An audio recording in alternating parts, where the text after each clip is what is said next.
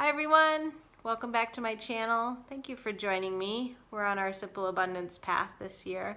This is our 2020 journey together in Sarah Von Barnick's book, 365 Days to a More Balanced and Joyful Life, right? I hope your year is off to a great start. Here we are near the end of January. We have discussed so many things this month, and I was thinking about how it can be sort of overwhelming, I think, at the beginning.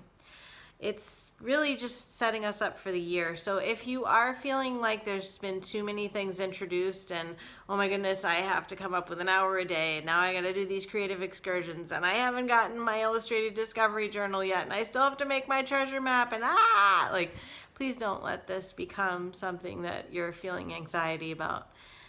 I guess I would say write down the various things that we've talked about and then implement them as you're comfortable. And at the very least, you better be doing your gratitude practices, right?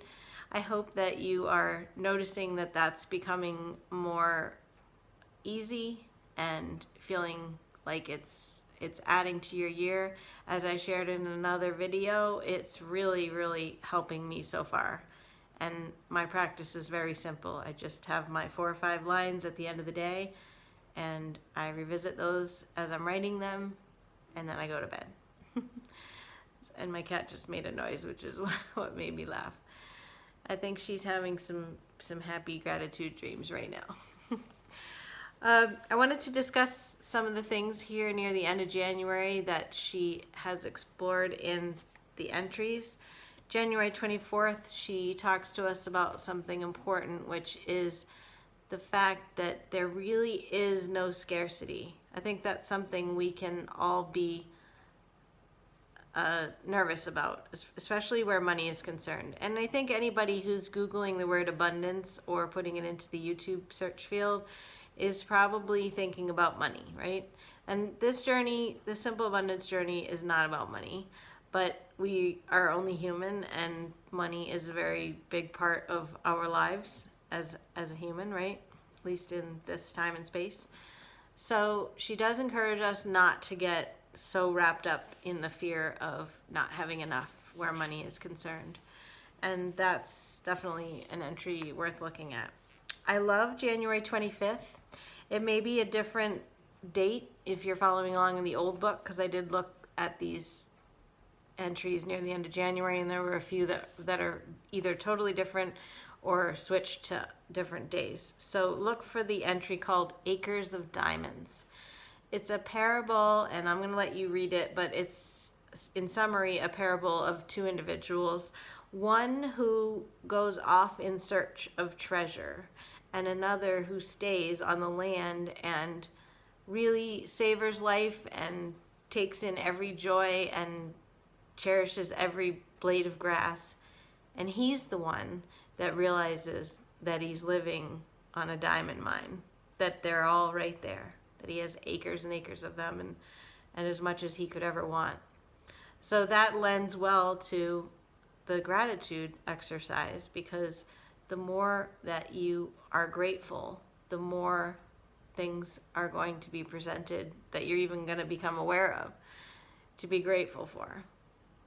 Again, I said this in another video, if you're harboring negative thoughts and really continuing to tell that same story, then life is just going to continue being a self-fulfilling prophecy to make those things come true.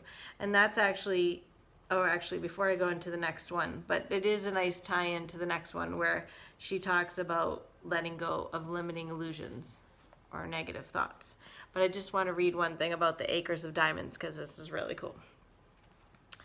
We all have an acre of diamonds waiting to be discovered, cherished, and mined. We all have a place from which to begin. Let your imagination soar. Let your imagination soar, for it is in your soul's blueprint for success. On the Simple Abundance path, you will discover that your own opportunity for personal success, authentic happiness, and financial security is as close as your own backyard. I like that. It makes me think about how I could remind myself that things are right there. Maybe I could bury some money in my backyard, just be knowing that it's there.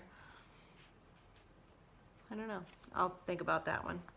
So on to what I was saying about limiting illusions. So our negative thoughts can be our own worst enemy sometimes, right? I can definitely say that from my own life. So she does encourage us to let go of those limiting illusions. And illusions, so many of these things that we're telling ourselves really are illusions. They're not the truth. They're just things that we keep thinking. You know? And I love Louise Hay says, it's only a thought, and a thought can be changed. But if it's something you've been, this is me saying this, if it's something you've been thinking a long time, changing it doesn't happen overnight.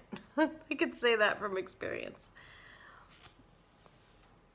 Are you willing to let go of limiting illusions that have held you back from knowing that just to be alive is a grand thing?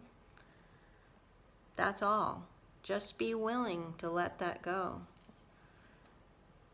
Become your own research and development team. Conduct an experiment with a loving, supportive universe that embraces even skeptics. I've learned that skeptics make the best seekers. Today, be willing to believe that a companion spirit is leading you every step of the way and knows the next step. That's something else that I really haven't gone into too much in the way of spiritual discussions so far in the book. This book is definitely a spiritual experience as well. I don't think she's pushing us in one religious direction. I have a feeling that her foundation is one of Christianity, but she doesn't push anything down our throats. But I can appreciate what she's saying about giving things up to spirit or a higher power, whatever that means to you personally. Everybody's on a different path in that respect. But giving it over to the fact that something out there's got our back, right? That we're not alone, and that it's all, whether we see it working out or not right now, it's all working out. And something I'll share in relation to the limiting illusions and also things working out for the good.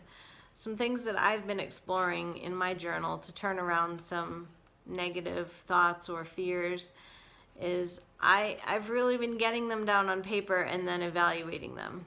There's so many people out there that are doing great work. Like Byron Katie is coming to my mind right now as far as when you're evaluating your thoughts, how do you know that they're true? And just like Sarah says, to be a researcher, Katie's work it's very in depth, and I'm not going to try to say it in a few words here, but it's very much trying to discover those illusions that you are continuing to tell yourself that are not really true.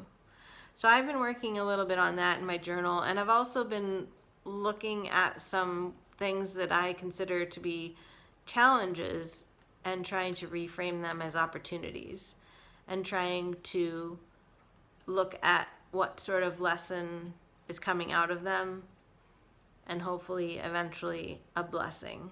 And we'll be talking about that in a few days, some blessings, blessing our circumstances no matter what. So I wonder what journal exercises you're doing. Please share. I hope that a lot of this is helping you to contemplate a lot this year so far. In today's entry, January 27th, it's called The Prosperity of Living. And I really like how Sarah calls us pioneers. So what do you think about when you think about a pioneer? My first thought is Laura Ingalls and her family when I think about them living on the prairie.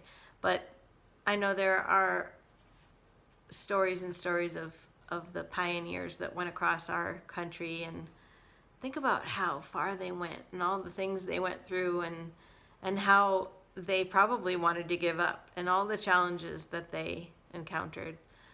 So we're pioneers on this simple abundance path. I like how she says, I'm going to read the ending here where she talks about how it's not like this is a one-day journey. Are you ready to become a pioneer? She asks.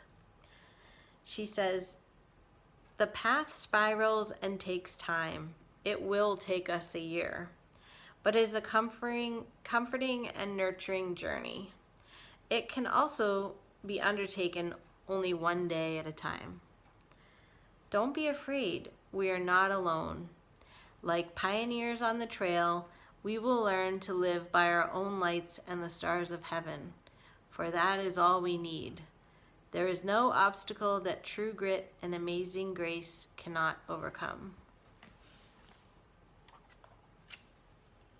I like that she says we're pioneers. We're on a journey together. You're not alone. I'm here with you. I'm so glad that you're here with me. Thank you so much. And let me know what thoughts and insights you have from these January entries near the end. I'll be back with you again this week, and we'll talk about more and wrap up the month and get ready for February, our month of love. All right, thanks. I'll see you next time.